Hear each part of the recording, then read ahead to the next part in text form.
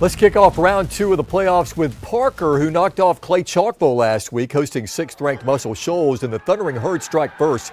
Malik Muhammad on the quarterback keeper goes down the left side for a 39-yard gain, and then Martavius Purnell will cap off the 87-yard drive with the 48-yard touchdown run, and it's 6-0 Parker. Now early second quarter, Devin Townsend on the carry. Gets popped, but somehow stays on his feet, picking up the first down for Muscle Shoals. Then Jalen Goodwin takes the handoff. He's in for the touchdown, and the Trojans are on top 7-6. Now 6 seconds to go in the first half. Muhammad chucks the deep ball. Xavier Johnson intercepts it as time expires, and Muscle Shoals eliminates Parker 31-6. Well, the 7A bracket is all about region rematches tonight. In one quarterfinal game, number 1 Hoover hosting 5th-ranked Hewitt-Trussville. Bucks won 17-7 September 16th. 3rd and 12 for the Bucks. Noah Schuback hits Jordan Woolen on the sit route. He'll get some yak after that into Trussville territory. And then a few plays later, it is Schuback finding Jack Laney Jr. on the play-action pass. And it's 7-0 Hoover. The Bucks now first and goal to go. It's Amari Williams. Keeping the legs churning. He's in to make it 14-0. Down 2 scores now. Peyton Floyd trying to cut into the deficit, but this is not what the Huskies had in mind. Floyd's pass is picked off. Jay Avery with a great play. And the points would just keep on coming for the orange and black. Schuback with time, looking deep, has Woolen, 38 yards. That makes it 21-0 Buccaneers. Second half action now. Floyd going to the air again. And this one is picked off by DJ Estes. And it is a pick 6. And that'll do it. Hoover wins it 28-11. Really proud of our effort. You know, I thought we played pretty clean till the end there, but it was the best 4 quarters we played this year. Hats off to Hewitt. They're a really good team, well coached. I know a lot of those guys will be back. But proud of our guys to come here tonight. I think it's the best we played at home too, you know, for 4 quarters. So good win. You know, we get to play another week, so fired up. Well, we just played an arch rival right there again, and it'll be a repeat game next week, and it'll be a war. We're glad it'll be here. You know, whoever it is, it's who it is. They're going to come, and we're going to come, and everybody's going to get their money's worth. Yeah, the other 7A quarterfinal in the north, a Vestavia Hills-Thompson rematch. The 3rd-ranked Warriors beat 10th-ranked Vestavia by 20 back on September 2nd. Vestavia pinned deep in their own territory. John Paul Head with a screen pass to William Tonsmeyer. Josiah Ward knocks him down. Later in the first quarter, Head connects with Tucker Smith for 15 yards. And that would help set up this 26-yard field goal early in the second quarter from Carter Shirley. Rebs were up 3-0. Now in the second half, the Warriors offense really woke up. A.J. Green with a carry inside the 10, bounces off a guy, goes in. Thompson up 7-6. Fourth quarter still 7-6. Michael Dujan with a handoff. Will cut to the outside, and he'll help extend Thompson's lead to 14-6. Vestavia would cut it to 14-12 and go for 2, but the Warriors defense denies the Rebels the conversion, so it stays at 14-12. And then Thompson would put this one away. Green up the middle, under 3 minutes to go for his second score of the game. Thompson wins 21-12. So we have got a Hoover-Thompson rematch next week in the 7A semifinals. I'm proud of our guys, man. We had a great week of practice, and we come through the first half. We had to go into halftime and kind of tell ourselves, you know, there's a second half of football, and that's why God made 2 halves. So thank God we came out and played better second half. They said they wanted to see us twice this year. They got what they wanted. You know, Vestavia was a real good team. I'm glad we won, but cheers to them. I call this crunch time, man. We're getting closer and closer, and you know, a lot of people have told us that, you know, this senior class coming up was going to be the one to drop the ball, and I just kind of had a word with my teammates. I was like, that's not going to be us, and that's just what it was. So whatever it takes. All right, congrats to the Warriors and the Bucks. Mountain Brook showed its muscle last week, blowing out Pinson Valley 44-7 in round 1 of the 6A playoffs. The Spartans' round 2 game on the road at Gaston City. Spartans in the red zone, and Cole Gamble in the Wildcat finds the end zone like he often does. 9-0 Mountain Brook. Now the Spartans back on the attack, and it's going to be Gamble who's going to go in untouched here for the Spartan touchdown after taking the handoff. Gamble right up the middle and leaps in 16-0. Now the Titans trying to put points on the board before the half. Matthew Sparks is going to roll to his right, and then he's going to be picked off in the end zone by the Spartans, and Mountain Brook wins it 37-6.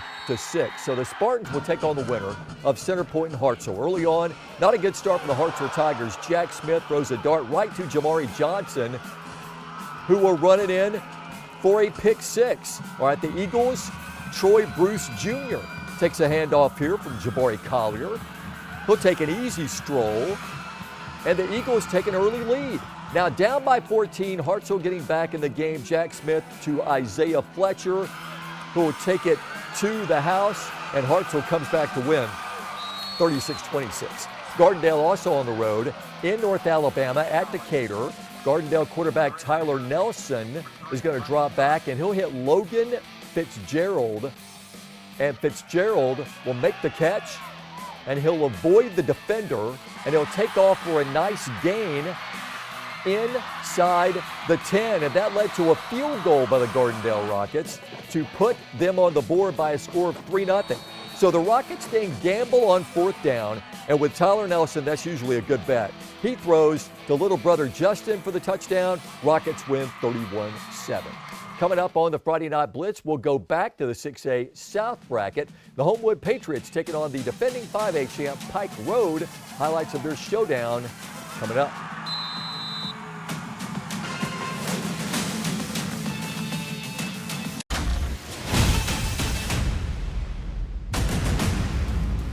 All right, let's go to the 6A South bracket. Hillcrest minus the electric Ethan Crawford out with ACL surgery, hosting Saraland. The good news, running back Jamarian Johnson back from that ankle injury, and he scores right here to make it 14-7 Saraland. Hillcrest continue to pose a challenge as Jamarcus Prince will turn on the burners and get into the end zone, but Saraland just too much firepower. Alabama commit Ryan Williams will go untouched on his way to pay dirt for the third touchdown of the half, and Saraland wins it 56-31. So Saraland gets the winner of Pike County and Homewood. Pike County's Caleb Foster hits Anthony Rogers, or that is Jackson Paris catching the 21-yard touchdown. And then Homewood, or Rogers, Anthony Rogers going in for a score right there, and then Homewood will come back. It's going to be Woods Ray hitting Jackson Paris into the 3, and Mondrell Odell will go in for the score. And so is Homewood, winning 24-21 to advance into the quarterfinals. So they'll get Saraland in the quarterfinals. Also in the South bracket, Pelham eliminated by St. Paul's 38-7, and number 1 Theodore takes out Hueytown 29-18. Arab eliminated Moody, so they'll get the winner of this game. Third-ranked Pleasant Grove at Russellville in the 5A bracket. Spartan strong on the road. Cam Wormley finds an opening down the right side, and he's gone for the touchdown.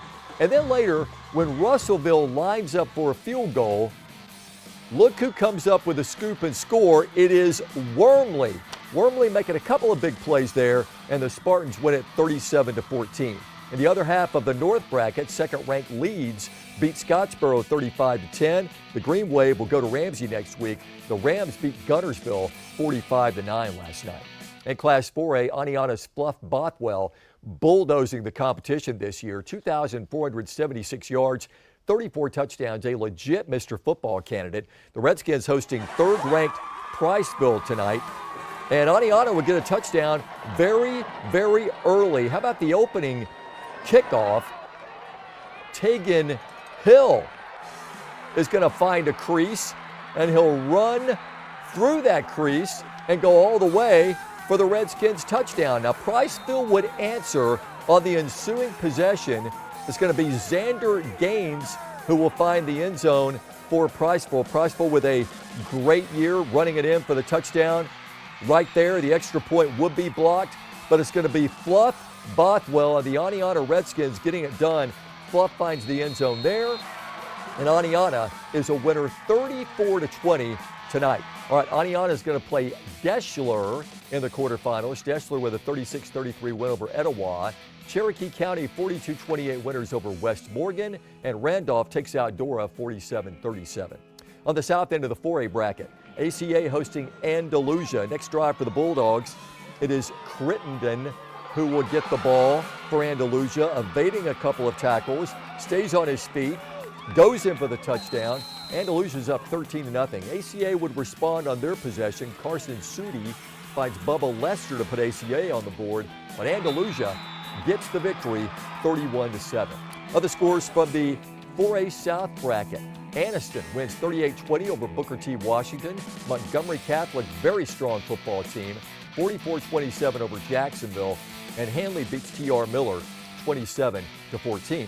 The 3A bracket takes us to a small school powerhouse, Gordo, who since 2014 have racked up 19 playoff victories. The Green Wave hosting Lauderdale County in round 2.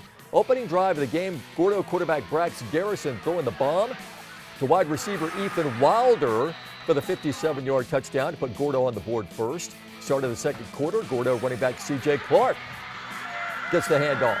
And Clark will go 80 yards for the touchdown.